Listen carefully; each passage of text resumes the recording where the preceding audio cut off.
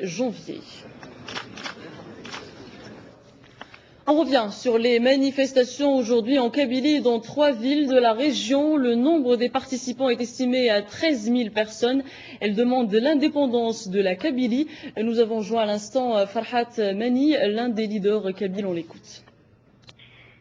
Il y a eu 2 manifestations à Vgaïet, Bijaya et Tizi Ouzou qui ont drainé chacune plus de 5000 personnes, et une autre a été organisée à l'initiative de quelques militants du MAC à Bouira, ce qui fait que nous en sommes à plus de 13 000 personnes qui ont marché aujourd'hui pour l'autonomie de la Kabylie, mais aussi surtout pour dénoncer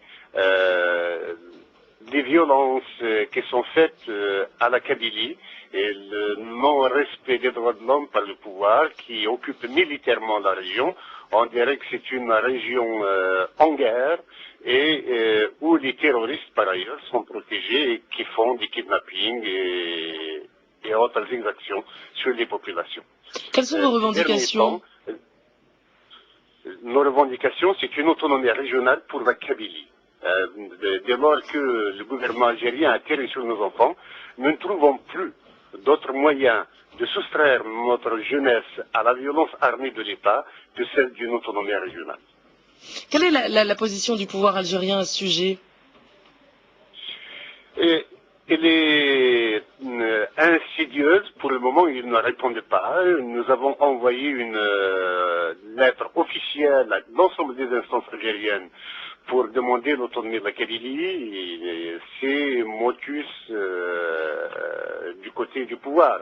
Et il gère par mépris la situation. Probablement que la question de l'autonomie de la Kabylie pose une cohérence dans l'attitude du gouvernement algérien par rapport à la question sahraoui. Mais s'il veut être conséquent avec lui-même, ce n'est pas de refuser l'autonomie à la Kabylie. Est-ce que vous prévoyez d'autres manifestations? Oui, nous en prévoyons et nous allons aller crescendo. En tous les cas, les préparatifs sont déjà en cours pour le 20 avril particulièrement. Nous avons fait descendre plus de 20 000 personnes l'année dernière. Aujourd'hui, cette année, nous escomptons en avoir jusqu'à 200 000.